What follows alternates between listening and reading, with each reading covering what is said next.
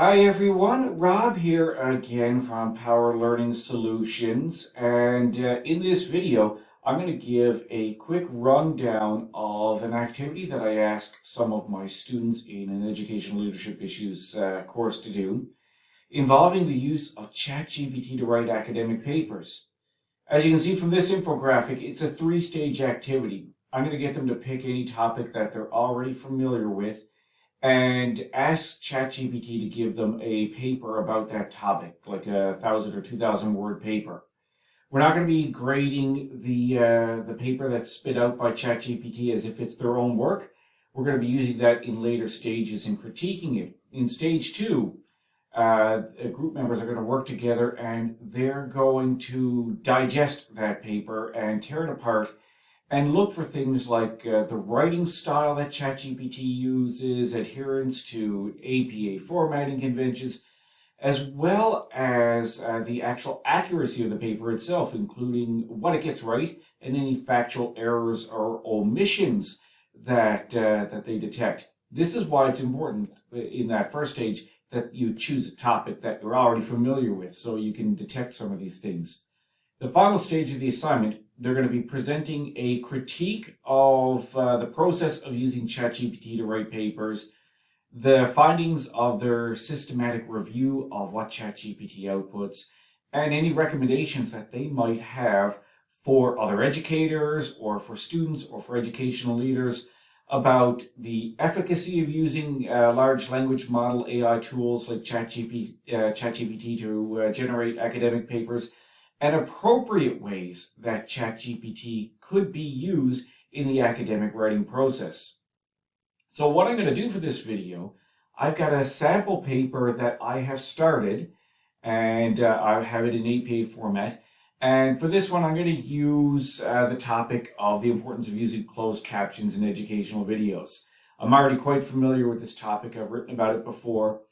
And I'm starting off with 4 questions that I'm going to use to prompt ChatGPT to generate an essay for me. These four questions are because I've used ChatGPT before, so I know it's going to be difficult for me just to ask it to spit out a 2,000 word paper or a 1,000 word paper for me.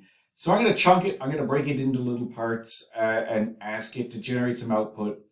And then in this paper, I'm just going to present that output. I'll rearrange it in the correct sequence for an essay, but I'll present exactly what ChatGPT gives me as an academic essay. So I'm going to start with my first question here, providing a 400 to 500 word literature review with real academic citations in APA format on the topic of the importance of closed captions.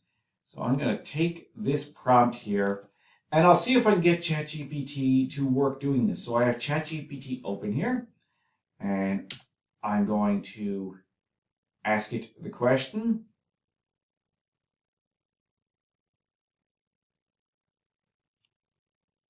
And it's spitting out some output here for me.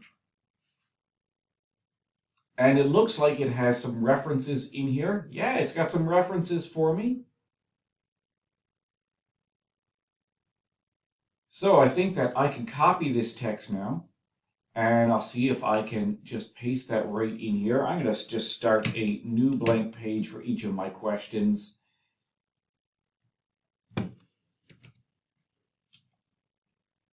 So I've got that here, and this is my first question, which is going to be my literature review, so I'm happy with that. My second question here, drawing from this literature review, provide a 200 to 300 word discussion of recommendations for educators on the use of closed captions in educational videos. So I'm going to go back to ChatGPT here, and as part of this sequence,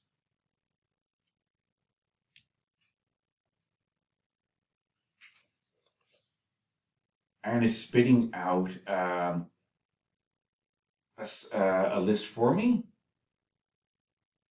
And I forgot to ask it to give me the full citations for this, but let's just see. Tyndall and Shepard.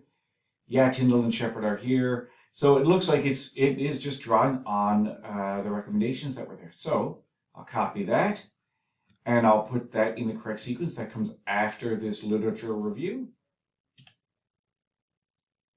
There we go. Now I'm going to go back and ask it to write an introduction for me, a 150 to 200 word essay introduction paragraph based on the previously generated literature review and recommendations.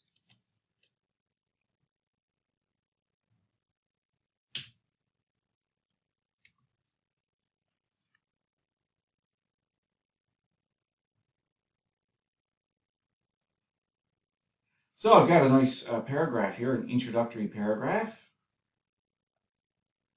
And since that's my introductory paragraph, I'll put that before this here. So this is introduction.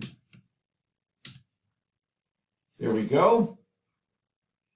And I don't even need to bother asking it the fourth question of compiling a complete list of all references because it has given me that. So I'm going to take this list of references here, rearrange that and put that at the end of my essay that ChatGPT generated. Get rid of my extra blank spaces here. And since this is under the output section, I'm just going to tag all of these as heading level 2, which would be bold, left aligned,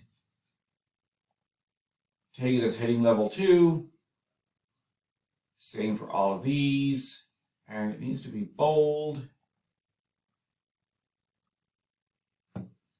And I just need to play around with my formatting here so that all of my text is in the same font that I use. So Calibri 11 for all of this.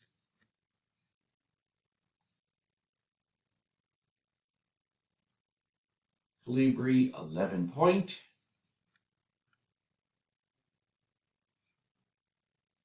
This will also be a heading level 2 because it's a subsection. Under that. And a heading level 2 here for that. But I'm going to specify here that this is references for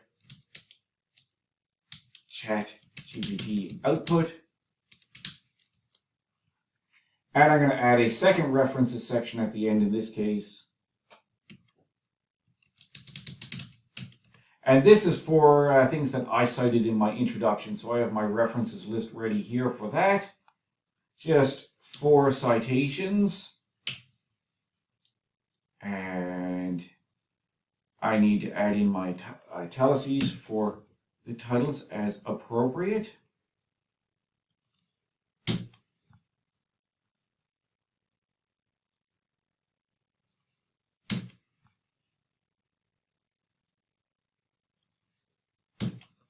Get rid of some extra line breaks that are here.